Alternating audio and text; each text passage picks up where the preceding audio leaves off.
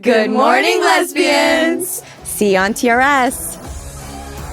That was so good. Point was amazing. I said it was like, see you on TRS. Good morning,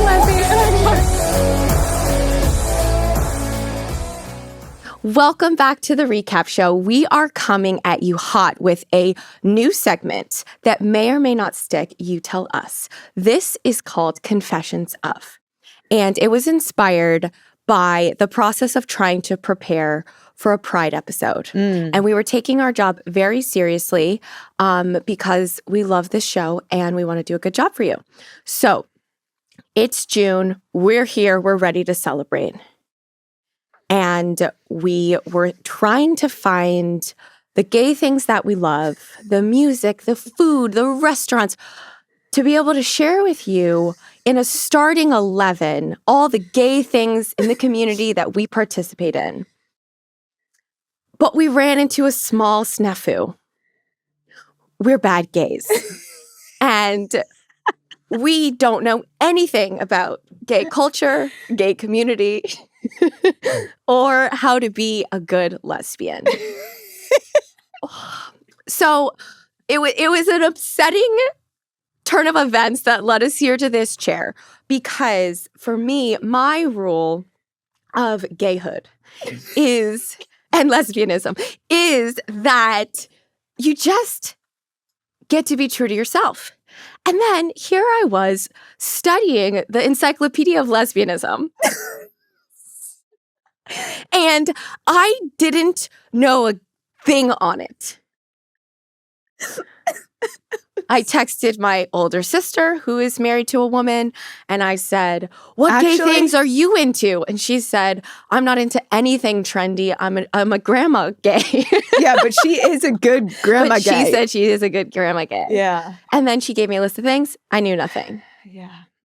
So that was incredible. Thank you. Yeah. So I just wanted to come to you with my full authenticity and say, these are the confessions of a bad gay.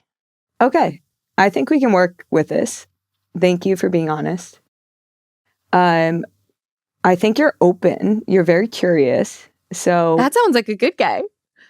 You're a curious gay. You're a curious gay. And we live under a rock. We're not like really pop culture people, but our rock is brown. It is not a rainbow rock. It's not a rainbow rock. We're not living it's under... It's a regular rock. It's a regular looking rock. But so no Subarus, no flannels, no L words, long nails, no even cultural references. Apparently we missed whole moments with people called Muna. And what was the other one? A boy genius. A boy genius. A boy called genius. We missed cultural moments. And I take full responsibility, but I am a little disappointed in all of you all for not writing more culturally gay things in my comment section, because that's where I get all of my news. Because I'm just checking to see if you like my posts. And other than that, I don't have time for the internet. Oh my gosh. I don't even know why I'm sitting here. This is too good. Well, here's my question for you. Yes. I think we can both say we're both bad gays. Yes. Which one of us is a worse gay? You are. I'm a worse gay? You're a worse gay. Why? Minus the rainbow nails. The really, really long, inappropriate for a lesbian long rainbow nails? I think, you know why you're less gay is because you are so curious, and I feel like you really lead the way into the things that we're into. I'm just like very level, like you kind of guide our relationship into these avenues. And I feel like we now need more colorful avenues to So run I down. think what you're saying is I'm a better gay. What? Because I'm more curious, so I'm more going toward the gayness. Sure. That's exactly what I was saying. And I'm saying you're a more obvious gay. Yeah, we got that point. So you agree? So can we both agree that you're a more obvious gay? I mean, if it makes life easier, sure. Well, it makes me happy. Okay. You're happy to be with an obvious gay? Because then it makes very you much gay. so.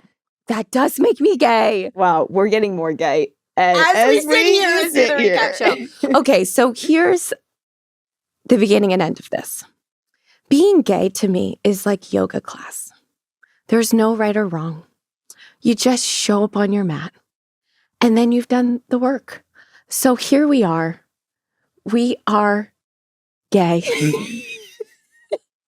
And we've arrived on our mat and there's no further judgments needed. Amen. Alanna, Lily, Macey, welcome to the recap show. This is a very, very special interview with the Gayngels. That's a self-proclaimed name. We are not the only lesbians on Angel City, but we are the poster children for Pride Night. So I thought we've had a lot of fun recently at our Pride game. As I mentioned, we were the Pride poster girls, which was a fun decision from our club. And I think after the game, Macey, I heard you talking about a little drama that went down on the internet regarding your grandmother. And I was wondering if you would be willing to share that. Yes. Well, moral of the story is my grandma is a hater. So... So I'm from Georgia, like South Georgia, and my family's like super conservative, like very Bible, like by the Bible people, which like everybody has their own thing. So that's cool. But my grandma in particular, my grandparents are very opinionated when it comes to like my lifestyle or like just the gay community in general. So I guess my grandma saw that I was on the poster. That's how it started? Yeah.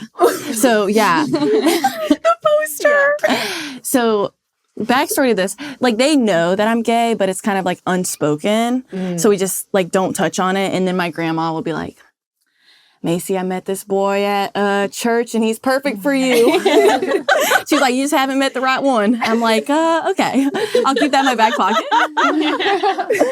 But yeah, so she saw me on the Pride poster, not very happy. And I'm just on Facebook in my Uber on the way to the game and I'm looking at the Facebook comments because my grandma is like avid Facebook user. I was going to say, why were you on Facebook? No, because I get it. My grandma is like chronically on Facebook. Yes, and I'm like, okay, this is out there, so I need to see. So somebody commented under, and it was something along the lines of like, we need to like keep sexuality out of sport. Like, why are we celebrating this? Blah, blah, blah. And then I like see the reply and I'm like, why is that my grandmother's name on here? And then my grandma's underneath, she's like, exactly, I agree. We do not need this in sport. Blah, blah, blah. And it's like hating on this. And I'm like, oh my gosh. So I end up calling my mom. We call my grandma. And my grandma's like online a lot, so she might even see this. So that's fine. This is Family Feud right now. We won't put it on Facebook. I was like, if you have a Facebook, just block her. But we call her and we were like, okay, like, why would you comment that? And then she says something along the lines of, well, I didn't know everybody could see it. This girl's on Facebook all the time. She knows exactly that everybody can see it. And then she plays dumb and she's like, well, tell me how to delete it. And then, so she deletes it, whatever. And then 10 minutes later, she's on Instagram Reels sending me like videos of dogs, like trying to like not even like think about that. Like she's like, oh, that's over with. Like, here's a cute video of a dog. Like, I'm like, no. So that was like the moral of the story, but that's like my family. And this was all the way on the way to the game. Yes. Well, what I will say is that sounds a little bit stressful, something that we can all relate to. But when you got subbed into the game, did you hear the roar? I was on the field and I heard someone go like, for the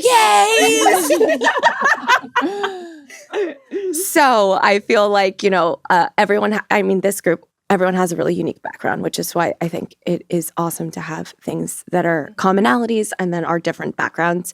But in women's soccer, we've all found a little community and a little family that will cheer you on and be proud that you're the poster girl for gay soccer players. Yeah.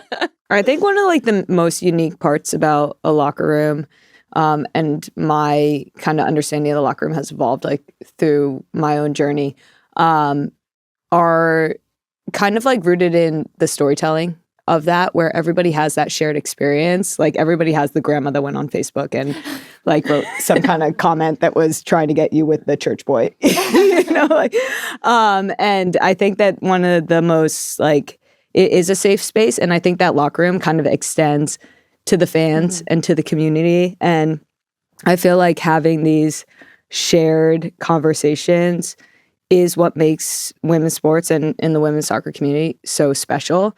That you're rooting for something that's so much bigger than the game. Like when you came out on the field, people like are rooting for what you mean to them. And every time, we put on our jerseys, and on a night like Pride, when you put on the jerseys with the not so rainbow numbers, It's very like subtle. are we Yeah, turning we into said like that. like are we even pushing like the gayness out of the numbers on the jerseys? That's kind of what it felt like. It was just a bad design. I couldn't even see it. Like from far away, you couldn't even see the Okay, full rainbow numbers, please. Next time. big, almost bigger numbers. I'm going for bigger numbers. The whole kit rainbow. Yeah, That'd be fun. rainbow against rainbow team. Yeah, but I do think that like when you are on the poster, when you step out on the field, you're representing somebody that actually has a shared journey. And I really understand and resonate like growing up in a very like traditional family with traditional values, and how everything has felt really sticky, especially having a job that's so public. Yeah. And I think I'm inspired by your bravery at such a young age in my own story. Yeah, tell your grandma story. I have a grandma story. Let's hear it. So It's always the grandmas. I mean, honestly, like it's so hard sometimes because it's like, it's also family that you love. And you can empathize with the fact that they grew up at a different time as well. So I always try to kind of keep that into perspective as I go through the many trials and hurts. But anyways, so It's a therapy session. Here we are. here we all are on the jouch, on the therapy jouch. So I think it was before a world championship. Christen and I had been dating for a while, but similar to you, Macey, where you were saying like, it's almost like, Christen was around for all the family stuff. And it's like the unsaidness of, especially when referring to like kind of the older generation. And I think we were going to a world championship, and there had been like a lot of more like public stuff coming up about Christen and I's relationship. And my family was putting all this pressure on me before this world championship. They were like, you have to tell Graham because she's going to find out on Facebook. You know what I mean? Like, all of this is going to happen, and you should be the one, like she should hear it from you. And I was like, why? Why me? And at this time, like, This has nothing to do with why me? This has nothing to do with me. But like, I also was like, dead focus on a world championship. And I was like, this is stressing me out more than like making a world championship roster. You know what I mean? And I remember I was just like getting the courage to do it. And I was like, okay. And I think I like stepped outside probably from like practice or something. And I was like, I got this, like PK's on the line in world championship. I'm like calling my grandma. and so I like tell her, right? Like I just get to the point, like, Graham, I'm gay. Kristen's my girlfriend. She goes, well, we don't know why these things happen. And you know what? Of all the things that she could have said, I actually thought there was like some form of like, all right. She was trying not to be mean. Yeah. She was. Yeah. It was mean, but she was trying not to be. And I appreciated it because I know how hard for her and her own upbringing that must have been. But I also was like, for my other family members that are a little bit more on the closer end of things, I was like, kind of like, why do I have to have this like moment, And yeah, so that was my grandma story. Yeah. Does anybody else have grandma? Coming out stories? I don't have a grandma story. I do have a mom. I don't know if she'll recognize that moment as like your coming out story, but I was in college and I was like, okay, you know what? I'm going to tell my mom when I come home. And then I was like, no, I'm not. I'm just going to call her. I'm just going to wait. So I phoned her and I was like, Mom, I'm gay. She was like, what do you mean? And I was like, well, I think I like women. And she was like, do you like women or do you like men? And I'm like, I like this girl and I think that makes me gay. And she was like, well, it's black and white, isn't it? You're either gay or you're straight. And I was like, I didn't think this far through into the conversation. And I was like, okay, well, I'll call you back when I figure it out. And then This is kind of sweet, actually. Yeah. and then I ended up coming home and she was like, we didn't speak for, I think it was like 2-3 weeks until I came home. And I came home and she was like, I'm really sorry I acted that way. I just like, I've never had to think about this. Like, she grew up in Iran. And then she came over when she was like, I don't know, 13. But my family is extremely Persian, like extremely Persian. Not something we talk about. Even like if I would bring a man home, it would be like a huge deal. And just because Persian families just like talk. They talk a lot of bad things sometimes and they don't like your partner. Fun. Yeah. So when I came home, she was just like, I love you so much. Like, I'd give anything for you. I'm just trying to understand. And then she actually went back to school and a lot of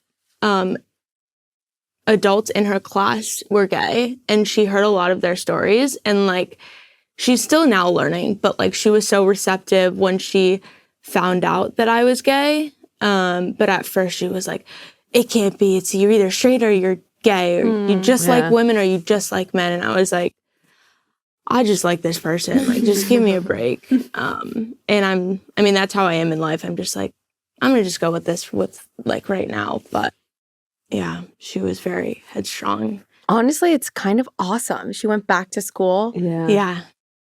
and like just like opened her mind. Yeah. I feel like I don't hear that many stories like that of once you hit a certain age that you're just like open to changing your views. Yeah. And it is a sign of wisdom, I hear. Yeah, she's been great. She's still learning and asking me all these questions. But when I did repost the Pride poster, she liked it on Instagram. And I was like, Oh, that's so sweet. yeah. Oh, snaps. I feel like growing up, the past generation in like such a binary way, like you just said, you're either this or that, is such a complicated thing for my mind to hold because I live so far outside of like the lines that are supposed to be colored in that even like, and that's not even to do with sexuality, just in the way that I approach life, that the this or that mentality I just can't even put myself in that. And it's just like there were no other even educated options at that time. So it's like even their own framework is just it's so hard for them to hear and learn, and it's really cool to evolve. I hope that I can be like your mom and continue to evolve even my own thinking of identity and the binary, and because I know like our understanding of even how we are is going to have to evolve, right? So that's really cool. Alanna, did you experience anything like culturally different in Australia? Not directly. I've had like I've seen a lot of like things online. Like hate, you mean? Yeah, like negative comments or these lesbians, like they're all probably sleeping with each other. They're all like, that kind Probably of. my grandma commenting.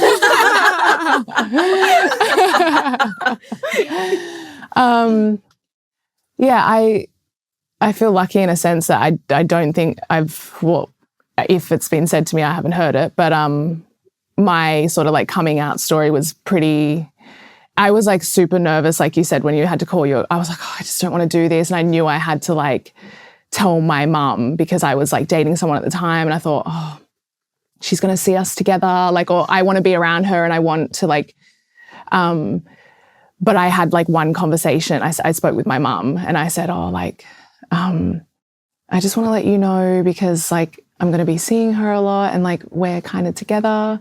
And then I like backtracked straight away. I was like, well, we're not together, but we're like, we like each other. And then, and she was like amazing. She was like, oh, it's okay. And I was like in tears. And she's like, it's okay. Like I would never love you any less. And I was like, you need to now have this conversation with everyone else in the family for me because I can't do this like 10 times over. And it was fine. I've always had, you know, a lot of support and love around me in that sense. But I have witnessed a lot of, or like I have a lot of friends who have different coming out stories that were a lot harder. Or like I said, it's like seeing and reading things online that we cop all the time about. And did you feel, I feel like as a athlete or a public figure, you have like two coming outs. It's like you tell the people that you know and care about, and then like you either tell or the world finds out. Well, honestly, like this is like the closest thing that I've had to like speaking on. I've never really, like I've always just lived like as myself, like authentically, like not ever felt the need to like scream from the rooftops that I'm a lesbian. But if you know me, of course, you know that I'm a lesbian and that I'm, you know, attracted to women, love women. But yeah, so I guess there was sort of that a little bit, but I feel like it kind of was like drip fed through my feed on like online. So yeah, that's actually how I think it was for us. Yeah. Like the difference of coming out and just being out. And then I think, you know, for the U.S. women's national team, we've had like these iconic gay players who've stood up and been like, I'm gay, you know, and that wasn't us at all. We were just trying to get by, I think, for a while there, you know, in terms of just like managing an actual relationship that you don't know how it's going to go.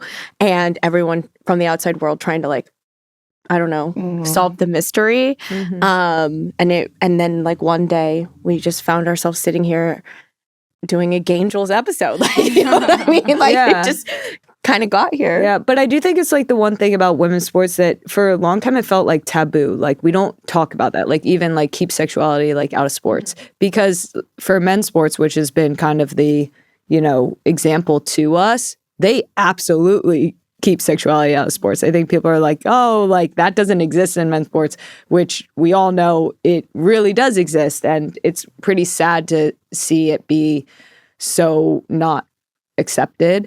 And I do think what is so beautiful about the women's sports community is that it has embraced queer culture. It is the foundation of women's sports is queer culture. And because of that, I think it's brought such incredible fans and people to identify in a way with sports that they never would. Like most people are like, I don't even really like sports, but I love the culture that's around women's sports. And I think being at the game, obviously you all were like out on the field doing your thing, but being a part of a community that so celebrates that was really incredible to experience, especially being in, you know, the fans it's cool to see how far we've gotten, right? Because even in our own journeys, it has felt like we had to keep it out of the locker room or keep it out of the teams and stuff like that. But I think right now, more than ever, leaning in, we did a t-shirt that said more proud than ever. And I think that's really important in this moment, is kind of leaning into the culture and what makes women's sports unique and celebrated, because it really is a party. Yeah, and it feels festive. You know, the fans gave all of us these flags that say lesbians love each one of the gay players. And it's just like, it's fun. And they were just like playing fun music and, you know, there's all the bright colors. And I think that Angel City's Pride Night is like the most fun celebration of Pride every year. It's like my favorite game because it's the atmosphere that we get to play in front of is actually really safe. Like, you know, you can compare a lot of great atmospheres, but there's nothing like Angel City in the way that it feels psychologically safe and welcoming. And that's just like amplified on our Pride Night. Yeah. Tobin, we are at the end of this interview. Yeah. Is there anything you want to get to? Yeah, I was going to ask, like for all of the teams, like obviously Macey, you're a rookie, but for all the teams that you played with before, is there something about Angel City that feels like you can actually be your most authentic self here in LA? And like, what is that feeling? Does it start in the locker room? Is it with what the club stands for? Is it with the fans? Like, what is it? I think, like growing up the way that I did and like the location that I did, and then going to college in such like a southern small town. I feel like this is the first time in my 24 years now that I've been able to like feel celebrated and like feel like a part of something. And I feel like yesterday kind of almost like healed a little bit of something in me, because even in college, in the SEC, you do not celebrate Pride. Like, Pride Month is not a thing. So I feel like getting here and like being around people that like are similar to me, and then even people that aren't but still celebrate, you know, the community and everything, was so rewarding and healing for me to be a part of, to see like, oh my gosh, like this is not something that I have to like distance myself from, and like it's something that I am behind like closed doors. Like, this is just genuinely me. And it was like really fun to see like people support me in that. And so I think just like the whole, like the team, the club, the fans, like everybody has kind of like shown me like it's okay. Like, not that I didn't know it was okay, but like growing up the way that I did, especially from childhood all the way to like adulthood, kind of having to like hide that part of myself in a certain extent. So like being able to just be out there and like experience that was like super beautiful for me. You just gave me the chills. Yeah. That was so, so sweet. And I just have to tell you, you have like an epic brand evolving, and like the gays are going to love you so much. And I just can't wait for it to just like unfold over the next few years. Yeah, incredible story. Yeah, it is. What about you guys? I mean, I grew up in LA, so Pride was like always there. I actually went to my first Pride festival or parade when I was in high school, and I was like, this is so cool. And at the time I like didn't like look at women like that. I was just like went with my best friend, and I'm like, this is such a vibe. I don't know why I like this. I'm feeling really good. Yeah, I'm like, maybe I'm getting attention. But growing up in LA, it makes me proud that I'm from here, because people also come here to feel that inclusivity and feel like they can be who they are. And leaving to go to Duke and seeing that environment, we still had Pride games and stuff like that, but it wasn't like here. It felt more, a chore is a bad word, but it felt like they had to. Yeah. Mm-hmm. And here it's like everyone feels like a family when it's Pride night. And especially, during our Pride game, it was like, wow, I haven't seen this many people in so long. And with the rainbow smoke and just like, it's just a great vibe. So yeah, I love being from here, so. That's awesome. That's so special. I want rainbow smoke all the time. Petition. Alanna? Well, mine's, I guess, similar to what Lily was just saying at the end there, that like I've played for a lot of other clubs where you always celebrate like the Pride or Pride Month or one Pride game, but it does kind of feel like a checkbox. Like we've done the right thing, but I feel like here in LA and at the club where it's a constant and it's very consistent in the fact that they celebrate and support all the good things in the world, like all the good fights. And so I think that's something that stepping into this environment, you feel supported, included, and like a sense of belonging, I think is something that everyone looks for in the environments that they are in. Yeah, and awesome. I think that's also because we have gay leadership, right? Mm-hmm. So it's not a checkbox. It's like Julie's life. Mm-hmm. And I think that's the type of authenticity that you get when you have people with diverse backgrounds in leadership. And I think on my end, I you said it when you're like, this is kind of the first time I'm actually like having a conversation like this. And what I loved about that is kind of same. And I organized this, but it's just the feeling that we are all just being ourselves. And in that we can, bring representation and diversity of perspective like into the conversation. And it is really special that I could ask you all 2 days ago, like, hey, do you want to come, do this Pride episode? And everyone was like, okay. There was a time where like none of us would be sitting here. Yeah. None of us would be able to share our truths like in a way that is extremely public. And to be able to do that with my teammates very comfortably is meaningful to me. So thank you for being here. Thanks for having us. Yeah, thank you. Welcome back to everyone's favorite segment, Community Questions. Tobin, would you like to kick us off? I would not. Okay, here we are. Kathleen from Las Vegas wants to know, how was your first Mother's Day as dog moms? Oh my gosh. And what was your favorite moment?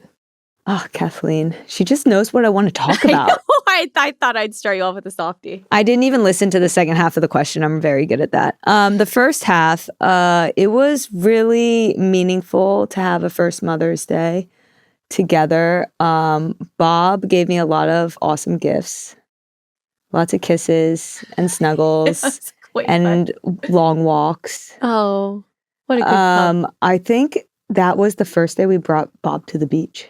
It was On Mother's Day. And I think I haven't had that much joy in a very long time. Bob also wrote you a card. Yes. It was beautiful. You can go And- check it out on Instagram, or no, that's gone. Stories had to be there. And also, that was the day that we decided not to differentiate mom and mama or mom and mommy, and that we're just the mommies. The moms. We're not the moms. You just made me look so stupid. We're both the mommies? Yeah, you go, oh, mommies loves you. And we don't know Mommies, which moms. mommies you're referring to. Yeah, you're right. I love both being the same name. Yeah, I know. Yeah. It's very us. It is very us. Okay, here we go. Jamie from Minnesota wants to know, what keeps you motivated and passionate about soccer after so many years at the top level? Thank you, Jamie, for asking. What keeps me motivated? I think that motivated is like my base state. Mm. And I'm actually looking for things to demotivate me. So true.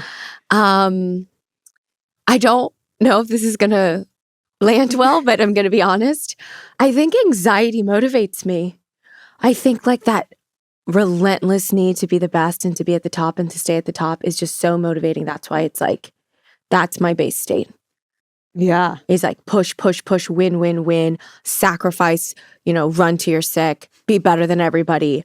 And that is really a hard pattern to get out of when you're an old dog and you Yeah. need a new trick. Yeah. So what is currently motivating me, which is a little ironic from the question, is the prospect of being less motivated. I know, it's so confusing. I am trying to enter this season with less motivation and more joy. And that is motivating because it's a new thing that I get to learn and I love to learn. I love that. I hope If- that made sense. If anxiety goes with motivation, what goes with being demotivated? Joy? In my life, yes. Okay, I like it. Emily from Los Angeles wants to know, what is your favorite farmer's market stand and why? That is the hardest question that's ever been asked to me on Community Questions. So can I give a top 3? In order? Sure. In no particular order, I like the Agua Fresca stand because it makes my dear one so happy. And she gets her Guanabana Agua Fresca. And then she's got the biggest smile. And I honestly don't even think Tobin would go with me to the farmer's market if it wasn't for the Agua Fresca. So that one is a must. Every single time I go to the farmer's market, and I have to figure this out for tomorrow, I have to get my coconut milk because I live off of it. Cocoa Moo? Yep, Cocoa Moo. If I don't have 2 large glasses, they're like glass bottles of Cocoa Moo, I don't think it's possible to have a good week. Mm-mm. And then for number 3, I'm going to go with the flowers because no matter what the season is, the flower stands, they just sort of make you present.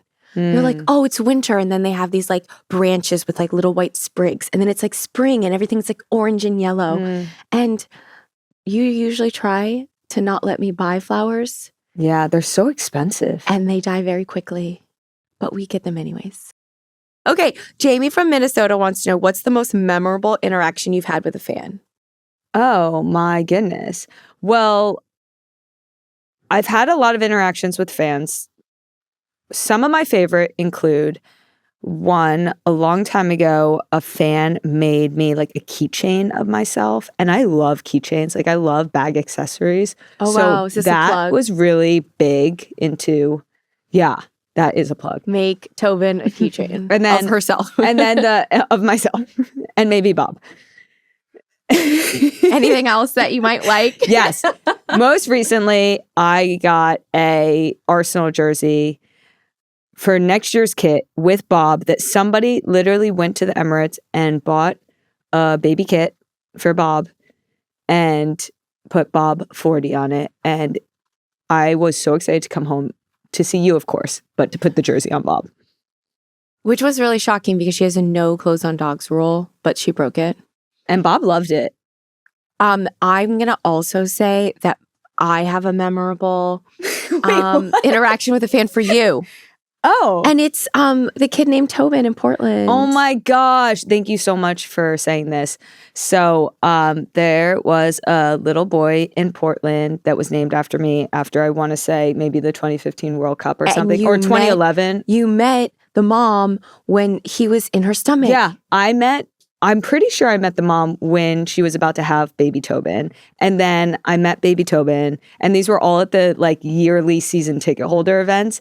And then I knew baby Tobin until he was not a baby, basically 6 years old, I want to say. And each year I would see Tobin a year older. That is sweet. I hope he's doing great. Yeah. And that was very meaningful. All right, fam, thank you so much for sending in your questions. We are so grateful to have this opportunity to connect with you all, hear from you all. We love you so much. We actually just rebooted our newsletter, and we're really excited about it. Tobin and I are both writing little personal blogs in the newsletter, which is really fun for us. So please subscribe. And everyone in the TRS community, we're going to open up community questions so that we can hear from all of you. So keep those questions coming.